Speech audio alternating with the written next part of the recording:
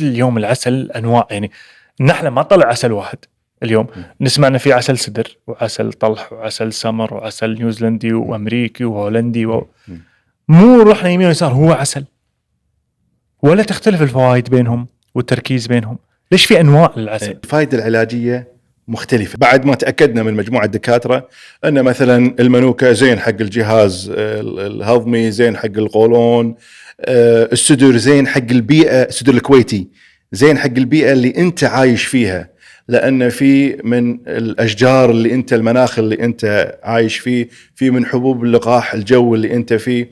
فلما يصير تغير المناخ ويصير فيه هواء وغبار تحوشك حساسية، تكح، فحبوب اللقاح هذا موجود بالعسل اللي يعطيك مناعة من هذه الأمراض.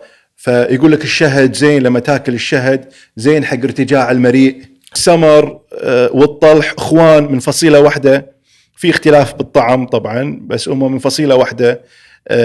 يقول لك زين حق الجهاز التناسلي يعني تصفية الكبد والجهاز التناسلي، كأنك قاعد تسوي فلاش حق الجهاز مالك.